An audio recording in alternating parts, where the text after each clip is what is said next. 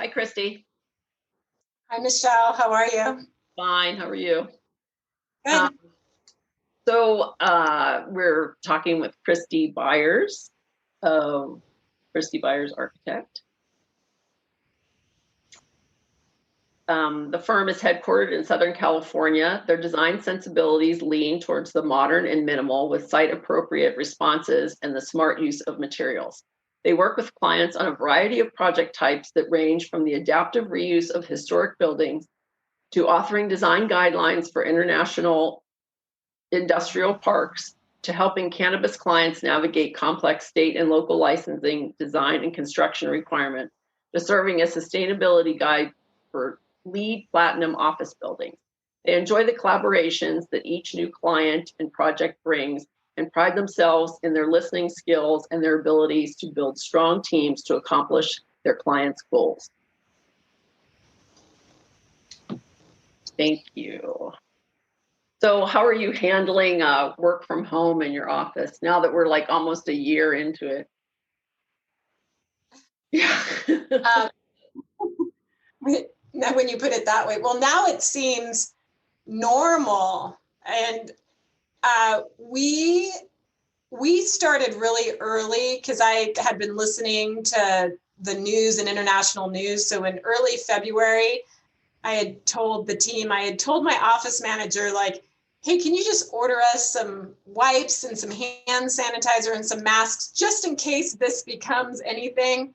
And then I told my architectural staff, I'm like, let's start thinking about if we had to work from home, the tools that we would need, start thinking about your work from home areas. And one of my staff thought I was crazy. He's like, what is going on with you? Like, this is not going to happen. This isn't going to become anything. So we had started thinking about it early. And so we were able to transition pretty quickly because, I was concerned about the staff being healthy and their families being healthy. So I didn't want anything to happen. But a lot of our projects were deemed essential. So we couldn't skip a beat. I mean, we had to just be able to transition and keep working. Yeah. So there were some struggles at first, like half the staff was in situations where they could easily work from home. Mm-hmm. And the other half were in tougher home situations. They just had never planned to work from home. So we've had our kind of struggles here and there, but we've really gotten into a groove. So we've been using GoTo and Slack, and I love the adjustments that have happened in the industry, being able to submit plans digitally, moving away from a lot of meetings, because before COVID, I'd be running all over town, driving to meetings, oftentimes that, could have been handled in an email or a phone call. Yeah. And so I love the reduction in meetings and the ability to kind of work from anywhere, because architecture was never like that before. Yeah. But it'll be curious to see how we go back, because I do miss seeing my team and, working side by side. Mm-hmm. But I don't know that we'll ever go back to a place where like everybody has their own desk and we have a big conference room. I mean, I could see us doing some sort of splitting, like some days from home or coming together to work on deadlines, or coming together to meet. Hybrid, like the hybrid learning thing, but a hybrid work situation. Yeah. Yeah. Which that's great. You guys started so early. That's like yeah. But it is funny. Like, I sent one of my staff at one point to buy a laptop. Like, when it happened and I said, okay, we're shutting down, so we had to buy a laptop for one of our staff members. And I said, this is just one thing that happened. I'm like, here's the thing. When you go to buy this, there probably aren't going to be that many. And he's like, what do you mean there aren't going to be that many? I'm like, no, this is a thing. Like, everybody's going to be out looking for laptops. And he called me from Best Buy or Office Max, and he's like, I can't believe it. There's only like 2 left. What do I do? I'm like, just buy it. So at the first they thought I was kind of crazy, because, everybody had kind of a different awareness level. But I thought, just in case, let's just get prepared. So, but we're doing okay. And because so many of our clients were deemed essential in their projects, mm-hmm. we've stayed super busy. So. Uh-huh. So what were the essential? Were the cannabis facilities essential, or they are essential? Okay. Cannabis was deemed medical essential. marijuana. Okay. Yeah. Yeah. But even so, Yeah. for they didn't distinguish between medical cannabis and recreational cannabis, which is so interesting because, recreational was only legalized not that long ago, but that was deemed essential. We were at the time working on an agricultural building, and so agriculture was deemed essential. Certainly housing was deemed essential. And then we were also working on some sustainability certifications with a design build team for the military. And so those were deemed essential. And so we had a fair amount of projects that just kept moving. Yeah. Yeah. No, that's great. Great. I know. I think that people are kind of like, oh, are we going to shut down? Are we not going to shut down? And then I was wondering, when I was going to the building department, right? I'm like, am I essential? I thought I was essential, but just as far as housing, right? Because you're like, housing or houses? Is it all the same thing? Everybody was still doing the housing projects downtown and everything that I saw. So it was I wasn't, quite sure what, so I just kept I always work out of the house. But I think that that's kind of the thing, people were saying, oh, you've always worked out of the house, so it's no different. I'm like, yeah, but I could leave the house, right? And nobody was at home with me in the house all the time, so that definitely changed the dynamics of things when you're, when you do have, even, the boys are older, but, and then my daughter was, is working, but now she's going to school too. But she was, the boys with their Zoom calls, right? So it's I'm doing one thing over here, and then, you kind of forget that they're on with their class, right? And then, one of my kids is my teacher muted me because you were yelling in the background. I'm like, oh my God, why didn't you? Oh. Why didn't you? Yeah. And I said, but by the way, I said, because it was art history, I said, by the way, she's wrong on several of the things that she's been saying in her lectures. Loud about something, and it's actually about the content of the subject matter. Yeah. Things could get interesting. Yeah. No. Yeah. Yeah. Well, and I think that the not being able to leave, it's, at first it was interesting because we were trying to figure everything out. But then I did go through moments because my days were so diverse, because I'm running to this meeting and out to this construction site, and then I'm sitting in a conference room with my staff. And so I had all of this interesting, interaction and movement. And then all of a sudden, I'm sitting at a desk on video, and that is not my style. I'm even a pacer. When I talk on the phone, when I'm talking to me too, totally, Kristi. I'm walking all through the house or whatever when I'm talking on the, that was the thing. I was like, oh my gosh, now I feel like I have to be in the house, but I wasn't in the house. I was out, right? That was one of the things that I didn't like having to work in an office where I'm in the office at a table the whole time. Where it's when you have your own firm and you're out, seeing clients and then coming back or going to the job site or going to the building department, or, you're going to see all, you're going out and you're doing all of these things. And all of a sudden, it's oh my gosh, I can't, Yeah, I was just sitting at a desk. So I had to kind of adjust that. We have a mailbox now that all of our business mail goes to. So I'll go walk down there in the middle of the day, or, I'll eat lunch outside, just to try to even get a different view, outside of my desk and my computer. So, but all in, it's been okay. We've been doing okay. Mm-hmm. Yeah, it sounds like you made a good transition. You guys were you were on the ball with that. Yeah. So, what are your first recollections of experiencing architecture? So I didn't really discover architecture because I had traveled a lot as a kid or seen a lot of interesting buildings. I grew up in relatively small towns. So born in Eugene, Oregon, and then we moved to Arizona to a small town like of 12,000 people when I was 9. So my introduction was more on the construction side. So my dad was a subcontractor. He's an excavation contractor. My mom and dad ran the company together. And so I was always out, like on the weekends, either helping him with, kind of scoping the site or putting water down so that he wouldn't have dust issues. And then our hometown had been in a boom for several years. I mean, over these decades, it's now got like 65,000 people. So it's grown substantially. So there was always houses under construction. And so my parents were always taking us into houses, or we'd go to like get firewood. My mom always has a fire lit, in the winter. And so I was exposed to it that way, but I played outside a ton, both in Oregon and Arizona. And it was all about like kind of picking up things from the desert. And I was always going in and dragging my dad's tools out of the garage. He never said anything. He was always very gracious about it, and then hammering things together and whatnot. So then I went into a drafting class in high school that was very trade oriented. It wasn't kind of big A architecture oriented, but it was very intense.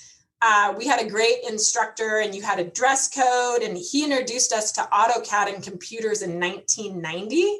So we started in AutoCAD. So that was really my introduction. And when I went to college, I remember after they weeded us down from like 150 down to 50 for our second year in our 5-year program.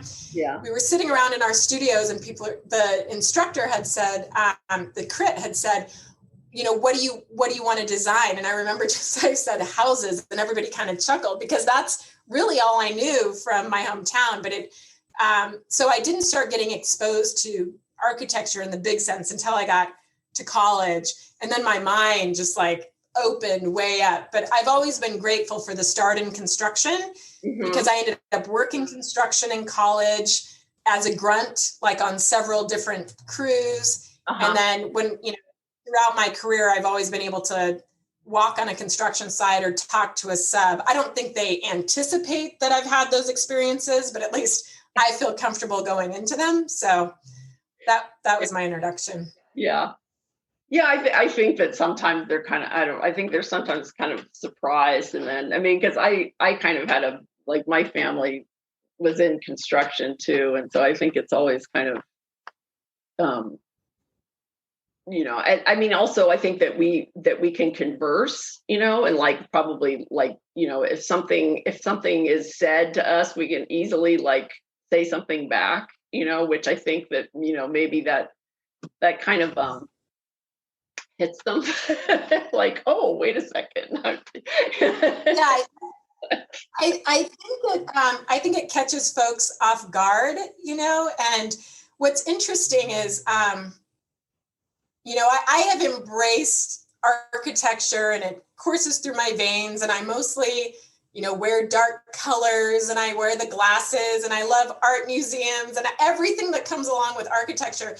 But at my core, I grew up with contractors and subcontractors, so they don't know it. But when I walk in, I'm like, those are my people. These are the folks that I went to high school with. These were all my parents' friends, so that they just don't know that. I walk in and, my all black and, my kind of intimidating, maybe black boots or whatever. And I think they make an assumption, but then, if they really knew, it's like, no, these were the folks that I was like, hanging out with growing up and, at home for summers and everything. So again, that's another reason why some like younger architects, when I'll talk to students or, will come up to me and say, how do you feel comfortable on construction sites? And I'm always telling them, just go ask, just go get a job in the summer, just like find somebody. And it wasn't until, just a few years ago that I was thinking, well, it's a little unfair for me to say, just go approach the contractor and ask for a job, because I had all of these connections that got me in. My dad new contractors, and he'd say, oh, my daughter's coming home for the summer. Do you need a grunt laborer just so she can have some exposure? And it gave me enough experience and confidence that then I could go in college. I did my work study in the wood and metal labs. I worked for a contractor who was just starting out. So I'm super grateful for that, because I think a lot of architects and get really intimidated with that contractor interaction and construction. I think it's kind of, I think it's kind of fun. Like the contractors that I've worked with have pretty much always been, kind of very embracing of like women in architecture. And they've even like, if one of the subs will say something, like they'll step in and say like, don't talk to her like that if they are going to like say something. And also I think, one of my contractors said, he was telling one of my clients, he goes, well, before I used Michelle for because we were doing a spec home, he goes, any of the architects that I've ever used before, he goes, have never come out to the job site.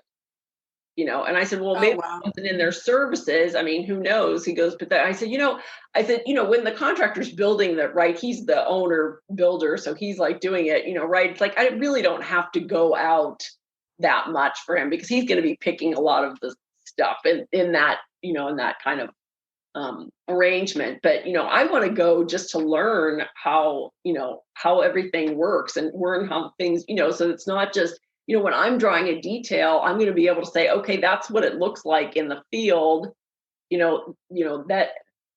that's how I'm going to draw it, it's so much easier for you to like draw something if you know what it really looks like, right? Right. And then to grow from that and refine, throughout your career. So you look at it and you're like, okay, that turned out okay, but next time I'm doing this particular detail, I'm gonna. Yeah, exactly. Yeah. Totally. Yeah, it's totally worth it. Yeah, even on my own house, like I was like, why didn't I do this? So, now I'm having the same contractor that I was talking about before. He's, I'm like, okay, I think like, let's redo this part. Let's redo this part. Like I wanted the opening this high. I wanted it to come down like here. So, it's right. Like the architect's house is never done. I don't know whether we'll ever have baseboards or anything on the inside. I want to do this drywall detail, So like when he installed the door, he goes, oh, what trim, do you want me to put the trim in? I'm like, oh no, because we're not doing trim. Like there's this drywall detail I wanted. He just like looks at me like, what? Like just put trim on it. Like just get it done. Put the trim on it. Just get it done. I know what drywall detail you're talking about. That is so beautiful. Fight for it. Fight for that detail. Well, that's what I'm going to do. I've asked Michael Falonis so many times for it. He just like says, it's just this. And I'm like, no, can you just send me the detail? Can you just send me the detail so I can explain it to the person that's going to be doing it? I just want to be able to explain to the drywaller, I want to have a drawing and like hand it to him and just have it. I don't want to, be like, oh, it's like this, it's like, it's because it won't turn out right. Yeah. And then you'll have to stare at that detail every day. In your own house, especially working from home, you won't be able to escape that detail.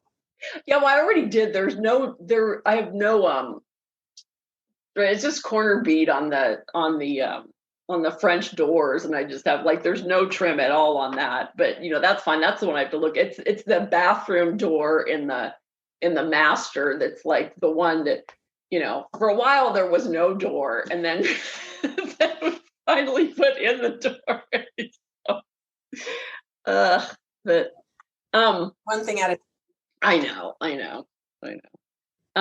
So what are 3 classic buildings that you like and why?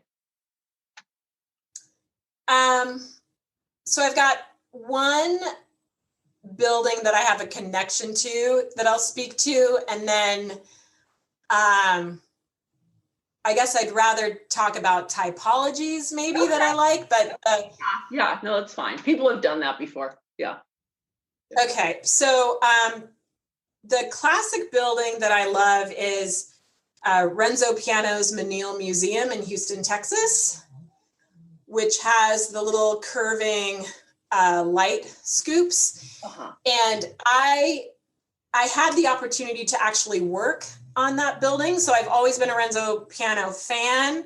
And then, I was working at a firm called Studio Red that had expanded into San Diego. But when we hit the recession, Houston stayed busy. And so the other partner here and I were going back and forth to Houston. So I would get in early and I would go to the Menil campus because they've got like the Rothko Chapel and the Cy Twombly Museum. There's a whole lot going on there. So I would walk around and, kind of experience the architecture. And then the firm got the commission to design the re-roof of the building.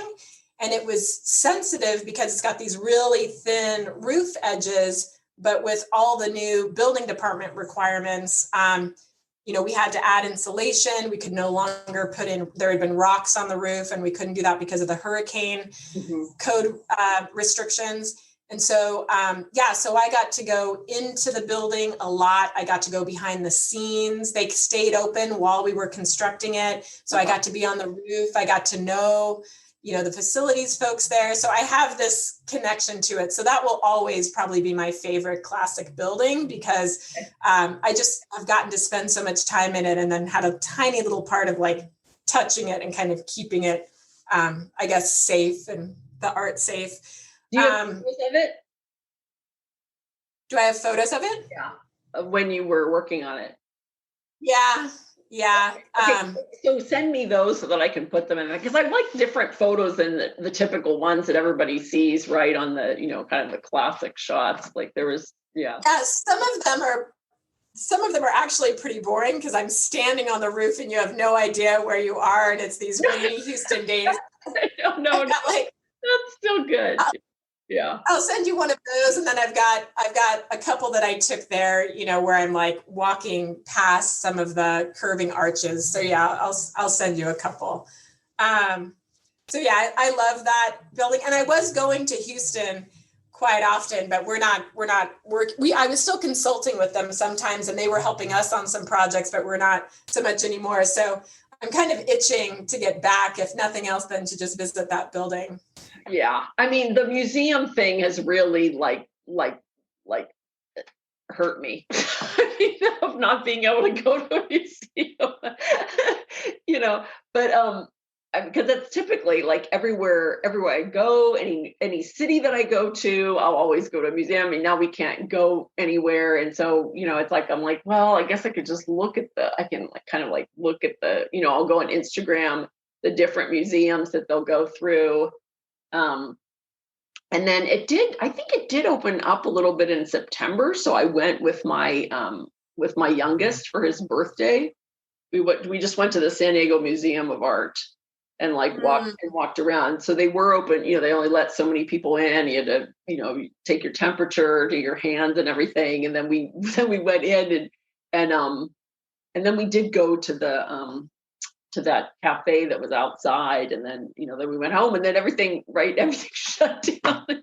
So I didn't even know about that window. I'm so sad because I'm the same way. So when I go to the city, especially if I'm there for a conference or a wedding or whatever it happens to be, same thing. I'll usually seek out, the Contemporary Art Museum. So like, I love the Broad up in LA.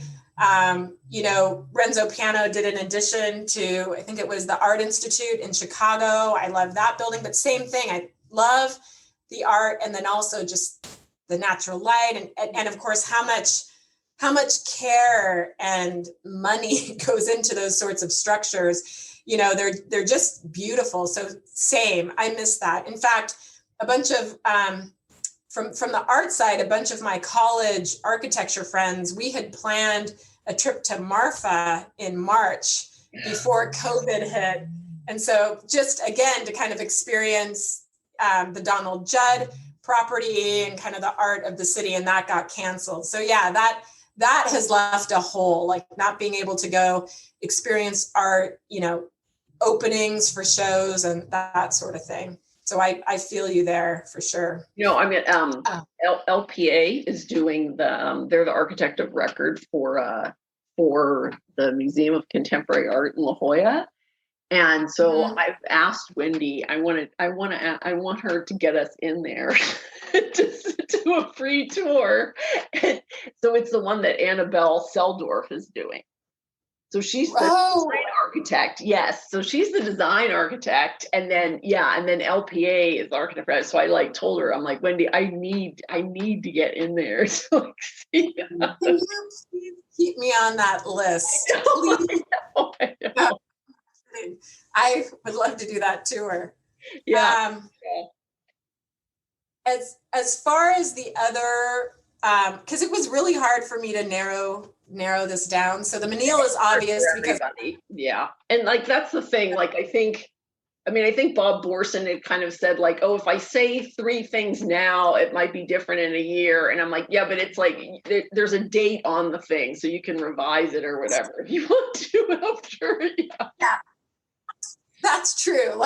It's one of the reasons I've never gotten a tattoo because I'm so curious and my ideas are always changing that I know if I'd gotten one when I was 18, I'd look at it now and be like, man, I'm not into whatever that is anymore. I guess the other thing are kind of building typologies. I love what the Rural Studio has done over the years and what Sam Mockbee started with, making incredible architectural space that benefits community with found objects, donated objects, and doing, so much with so little. And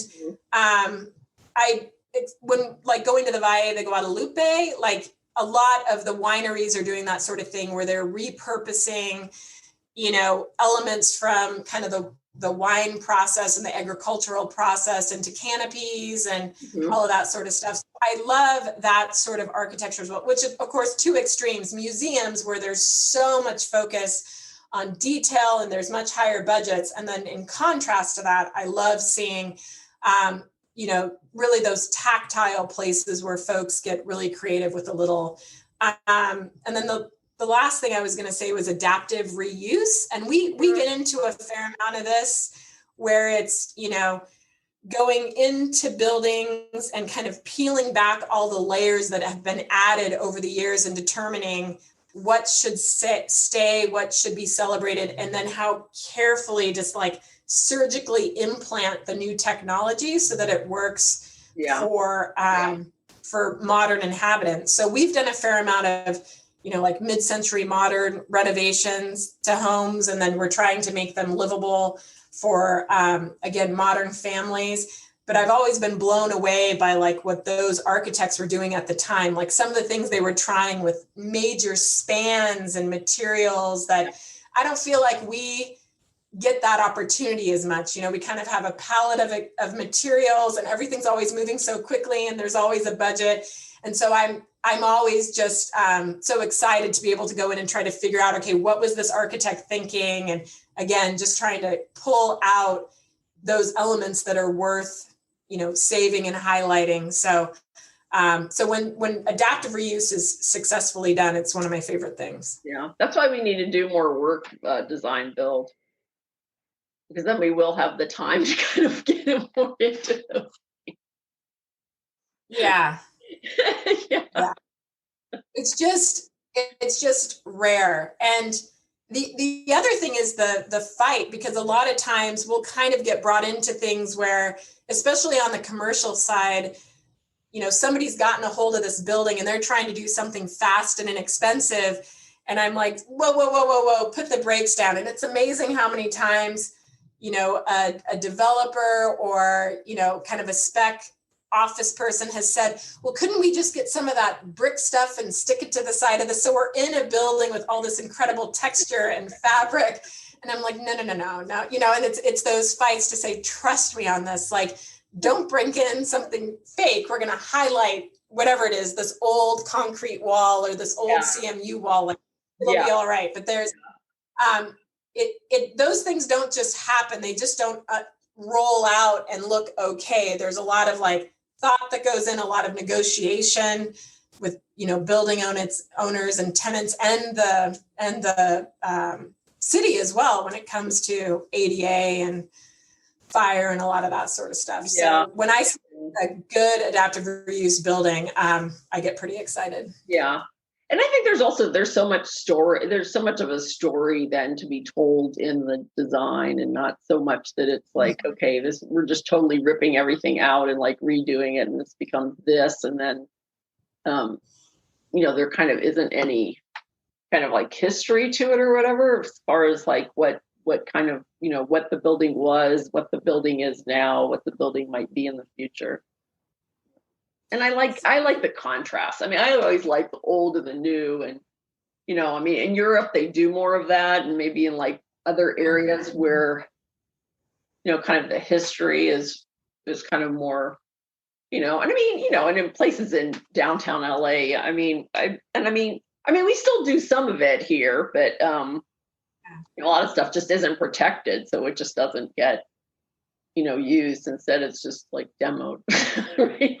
Right, which is why, even though I'm very much a modernist, I've come to appreciate, like you're saying, the history and even the craftsmanship, boiling down to like when you peel something back, you realize just even the brickwork, or maybe, an old wood floor. I think that's why it's worth fighting for even more in a place like San Diego, where we just don't have very much of it. And I'm not a believer that just because a building's old, it's worth saving necessarily, because there's a lot of stuff that's just been, over the years, it's just had too much of its character removed, or it wasn't, very good to begin with, or, whatever, it won't shed water, it takes in water or whatever. So I don't necessarily believe every building should be saved, but I think it's worth examining each one to determine, like, is this something we can keep? Because we also don't utilize a lot of those materials anymore. And there's a reason why, especially when you go to towns and it's like big boxville and like everything is absolutely looking the same. So we should grab on to our history and then respond to it too, so putting modern things next to the historic and inserting modern things so that they're, having a conversation, we certainly duplicate it, but we should keep what we have when it's of value to the city. And there's a big difference, even if they're saying like, oh, we're using traditional town planning. I'm like, yeah, but you can tell that the buildings are all new. It's like, there's something that's different about looking at at a downtown that has been there for a while, and then different pieces have been replaced, or there's new in some and old in others. Then, there's a different look for it than kind of like this pastiche of like, oh, well, this is supposed to be old, right? Then you can do that at Disneyland, right? But it just, it doesn't look the same. The character isn't the same, and kind of like the whole, that's more stage set, and not like the real history and the building of that. And then I think too, there's also some grit, that goes along with that history about what had happened in that building, and that again, you don't get in a brand new development when everything's super shiny. So when you're in an urban environment and you're going by the new shiny buildings versus, something that's had a little bit of life to it. And so I think that's what's great about cities and the old and the new as well, is that, not everything is absolutely vanilla and polished. There's this contrast between the old, the gritty, maybe kind of a little dirty, and the bright new and shiny. Yeah. And that's why, I don't like certain areas to the north of us. Not to get into which the areas those are, but, when everything is, and then it's the scale, right? It's like these areas that have been, built kind of based on, car scale, right? It's like you're whipping by it, so there's no reason why it has to address the sidewalk, or why it has to be that you would, be comfortable walking, past it, because, it's not, it was never designed for that, where if you've got the older, we've got older areas and older buildings, the scale is a different scale. And then right? And the properties were smaller. So the differentiation between the different projects, you don't have like an acre, like something and then another acre. Yeah. Right. Well, and the other thing, because we've worked on some projects before with like kind of mid-century like roadside architecture where like the buildings themselves kind of reached out to try to attract the cars. So I think that was a fun era when like the world was trying to grasp with the automobile and cars going by at 55 or 60 miles an hour. But somehow we lost that, so then the buildings again just kind of went to kind of a bland, could be anywhere USA, and they weren't even trying to talk to the cars, or the people going by. So yeah. Here's to the future. And then even sustainability, like the sustainability about, I know that I talked to a friend, like, I don't know, years back, they were on this kind of like green committee. And I said, it was for green schools. And I said, well, isn't like the greenest school, like just reusing like the old schools? And then doing like, no, that's not the way it is. And blah, blah, blah. And I said, okay. I said, well, whatever. Well, now, of course, they're realizing that all these schools that they built in the 80s are falling apart under thing. But these schools that were built in like the 50s or before, it's like they're still, they're kind of the workhorse school where, it's like they're still being now, like even the way, you've got clear story lights and, it's like the whole open campus and everything.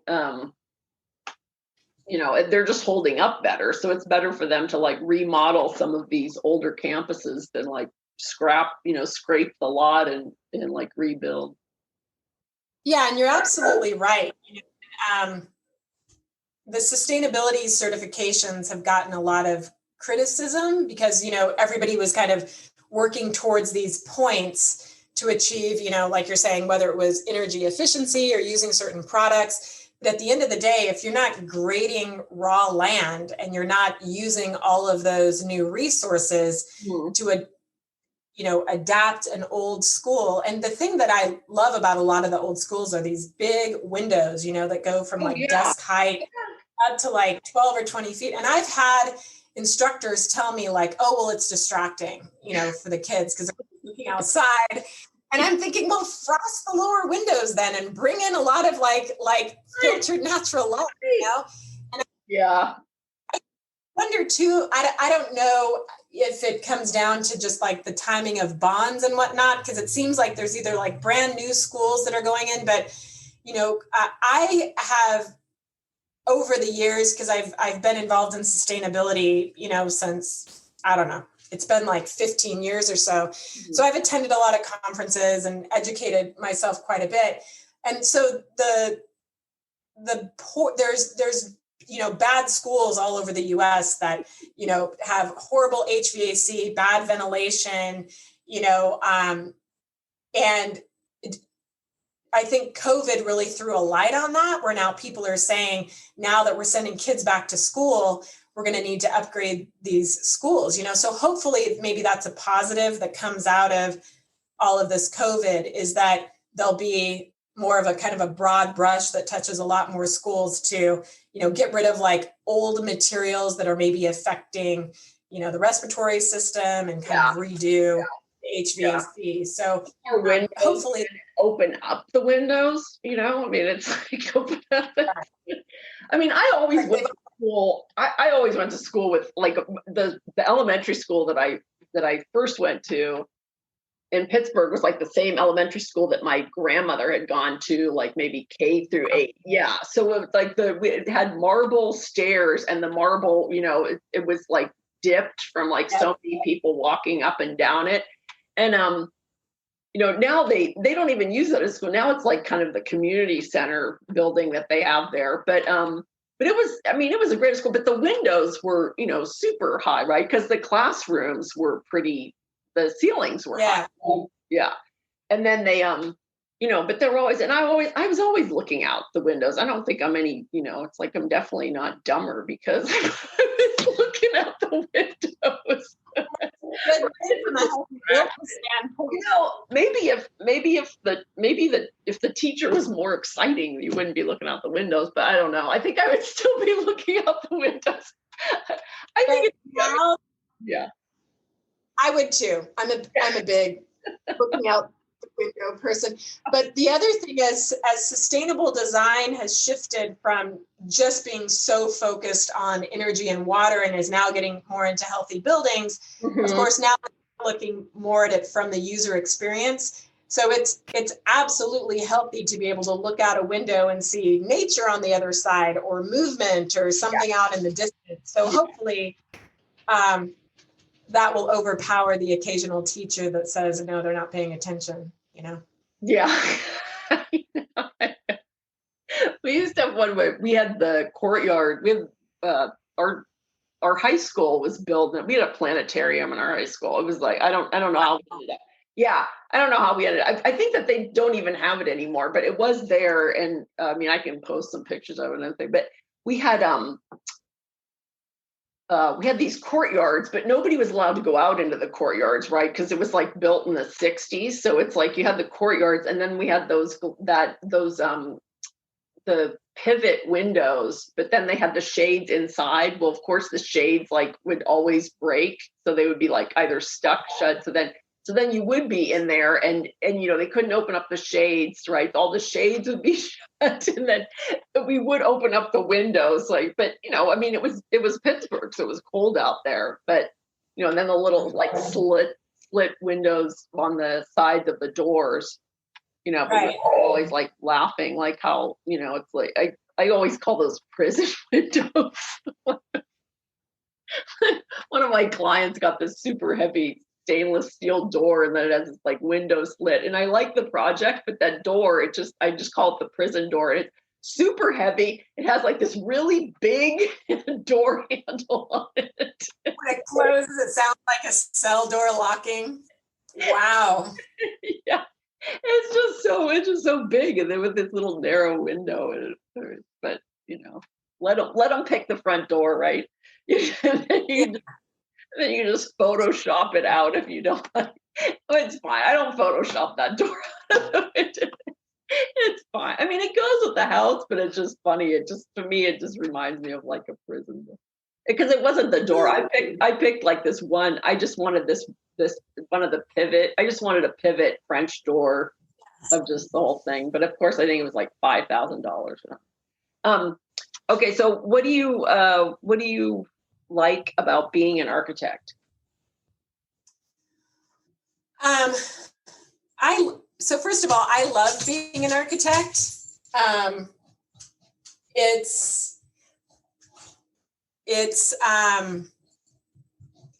It's a difficult road, and I've talked to a lot of students. I was just talking to some high school students on a Zoom call because they weren't able to do internships. Yeah. And so they were inviting folks in to speak. And so I'm very careful to tell folks, like, it is not a profession for the faint of heart, but I'm now at a point like 22 years in where I'm like, no, I really love architecture. I mean, I wake up every morning excited to start my day.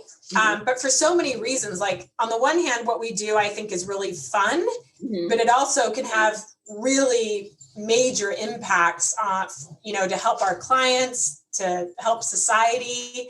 I'm always trying to tell clients, like, look, you've hired us and you're paying us, but as architects, the community at large and society at large are also our clients because of health, safety, and welfare, and how it affects, the community around it, how it meets the sky, what people are always going to have to look at. So there's that part of it. But I love how many different people I get to work with. I mean, we kind of touched on this earlier, but like every client is different. And, we do a fair amount of entitlement work. So I'll be presenting to city councils or community planning groups. And then the next day I'll be out meeting with a subcontractor, So I get And then the other thing that I like about it is kind of the expansion and contraction. So I'm a curious person. So I love being challenged, but having to step out and look at the big picture and the big idea. And then we're working on so many different projects at once, and I'm working with different staff on things. Then I'll have to contract way down and focus on a detail about how a material is going to look in the micro. And so I love that. And I love that I'm never bored.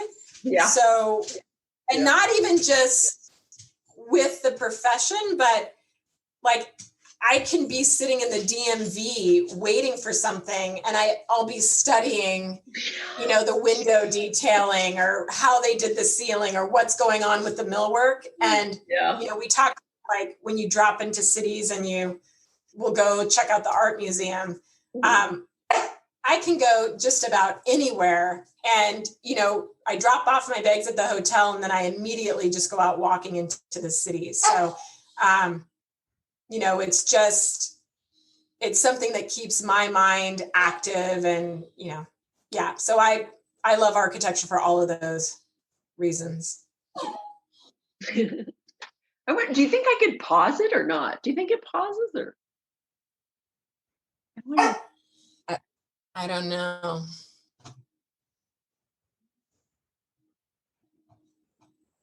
Yeah, that's fine. That's fine. Okay. So what would you like to say about the future of architecture?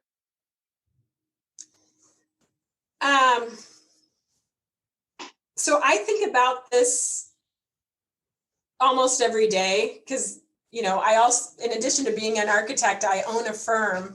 So I'm always thinking about, how to keep us working and, what's coming down the pipeline. And I feel like I've got two major thoughts on this. And one is that with all of the problems facing the world right now, I think that architects are primed to be leaders in solving a lot of these issues. I mean, just starting with the fact that, the fact that we have no consensus as a country right now. I mean, it's, black and white. People are on one side or the other. And we as architects have to bring together people. Sometimes it's a lot of folks who have interest in a project, whether it's, the folks that are going to be using it, the person financing it, the city staff approving it, city officials, the community, and, take all of these differing opinions and different agendas. And then at the end, come through with a project that at least makes everybody, that's the benefit of everybody, even if everybody quite happy. But so I think we are used to leading in those situations. And so I think what's tricky, and so that's one example, but when it comes to, better quality of life for more people in America and the world, again, when it comes to how buildings and cities can be improved and how things can be more walkable, again, we're perfectly suited for that. When it comes to climate change, we've been working on this as a profession for a really long time. Years and years, like even years, the 70s, the 60s or the 70s, but yeah. And so I think what's tricky with that is that, again, there's still this perception, I think, by a lot of the public that as architects, when they think of an architect, they probably think of, somebody dressed in like really fancy clothes that goes to a lot of parties and drives a nice car and says nice things, or interesting things, but in reality, we're really this diverse group, that have a lot of skill sets. And so it's a matter of architects, showing up and helping to create those opportunities, because I'm not sure the folks that are leading these efforts are necessarily going to say, who we really need on this team? We really need an architect. So I think some of that is education, but I think it's, in some ways, it's just showing up and being part of the conversation. And you're obviously you're very good at that, right? Because you're very much a citizen architect, having served on a planning and all the things you do for like, residential architecture. And so, I mean, I know who I'm talking to here, but I think some of that is just showing up and being part of the conversation, both in the work that we're hired to do and then in the community. Oh yeah, exactly. I mean, I always say as a planning commissioner, with the real contentious things, if nobody was happy with my decision, then I probably made the right call. If I tried to okay, do you think you could do this? Or, I mean, my daughter calls it the architect's 50 shades of gray, but I she just talks about how we have so many gray colors. But it's I think that the architect's 50 shades of gray is more as far as okay, we can come to the table and we can show you, something that's melding everybody's ideas so that we can present you with a solution that's going to hopefully make everybody happy, but yeah. But I know. The other thing too is that, I think buildings and just the process that you have to go through with different municipalities and the building code, municipal codes, overlapping jurisdictions, it's gotten so complicated. And especially with really smart technology intense buildings. Again, I think architects are poised to take all of that information and all of, this equipment and all these different parties now that come to the table in order to get a building done. Again, I think we're in a good spot to be leading that effort, to be taking, because again, as architects, we don't have to be experts in IT and, low voltage and, specialty process equipment, but we are good at getting enough information in order to be able to design spaces and buildings around them. So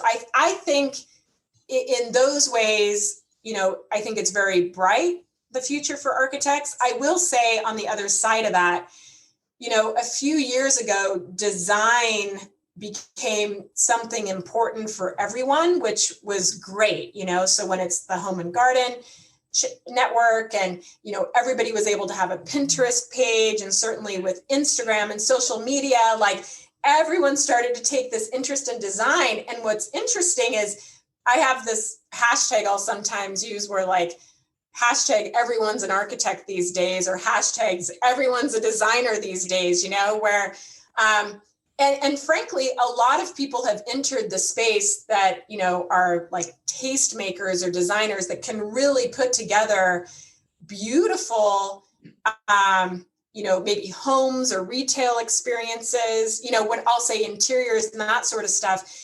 And so we've seen in architecture over the decades where certain portions of architecture kind of get pulled away. We saw this in residential construction, right? Where it used to be most people would go talk to an architect.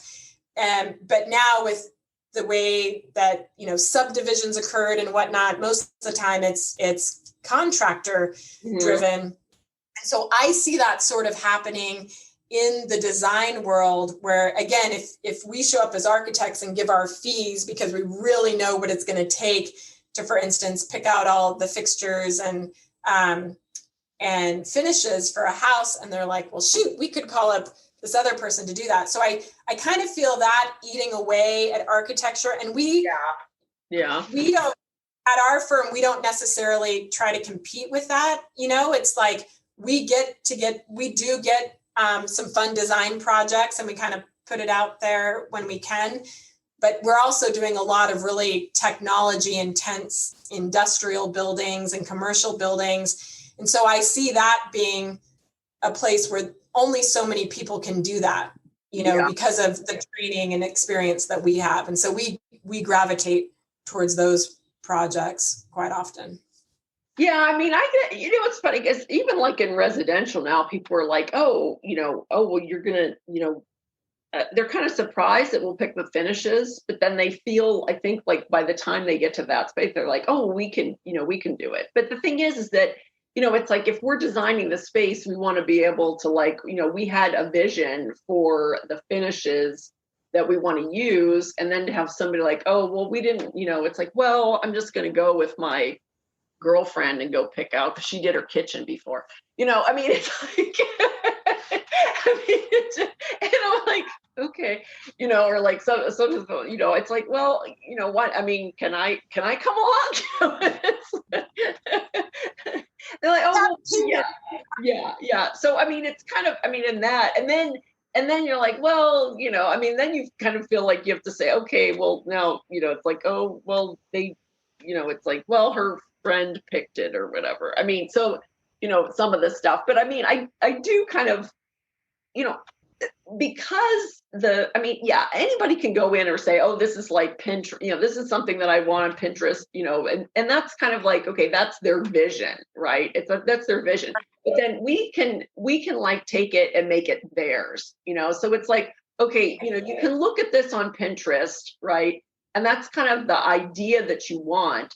But we'll take that idea of like what you want and turn it into something that's unique to your house. So it's not, we're not copying this and like putting it in your house. And I think that kind of like design and like specialty for them. I mean, that's like what, it's like, we're designing for you. These are your ideas that you have, and we're helping you create, something that's just for you.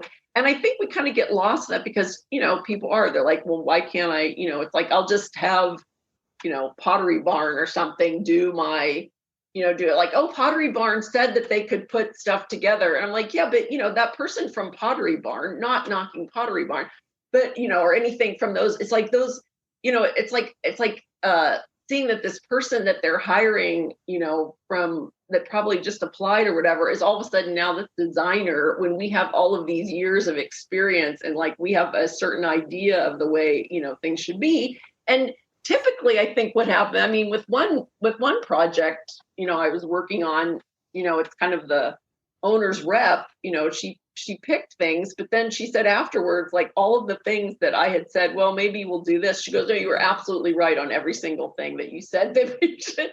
And I'm like, well, I'm glad that you're telling me that I was right on that one. But the thing is that now it's built this way. So it's like, yeah. I think too, when we first start working with a client, and especially with a residential client, and I'm sure you do this as well, we spend time getting to know them, and we go to the house that they currently live in.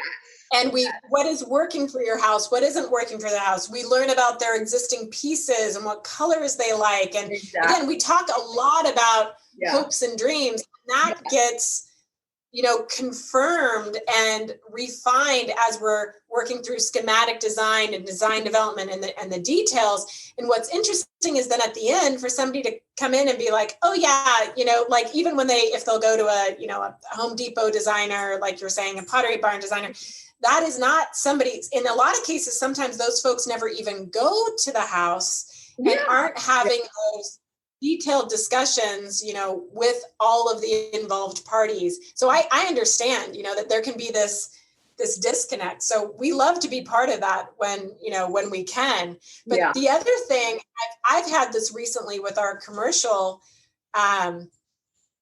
clients where we've started doing a lot of entitlements. And again, that touches another part of the architect's brain, because we're working intensely with the cities, and we're, again, working with the community, and we're trying to get things approved.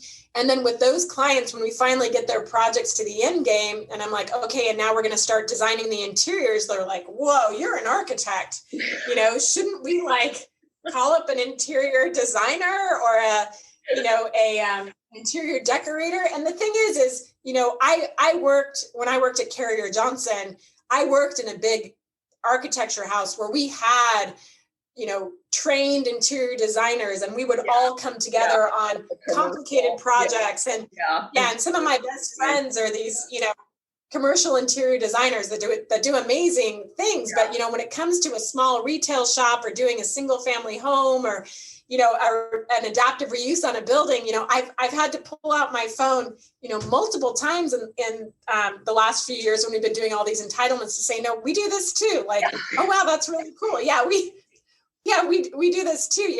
We have a lot of different skill sets, Yeah. So. And I think I've actually like been putting down like interiors now just so that people like understand, okay, and then they're like, okay, will you help us with everything? I mean, yes, I will help you with everything. I can help you pick your furniture if you want to, we're always, we lay out furniture in the room anyway, so it's like, oh, okay, it's like, yeah, I'm designing this with the furniture, this, we're thinking about how you're going to be using the space when we design these things. That's like part of the thing. So that, yeah. So, okay. Is there anything else that you want to say? No, this has been very enjoyable. I always like chatting with you. Kristi. Thank you. I'm glad. I always try to make it. I know that sometimes people are like, oh my gosh, what type of questions, do you have to, what type of question? I said, they're the same 4 questions.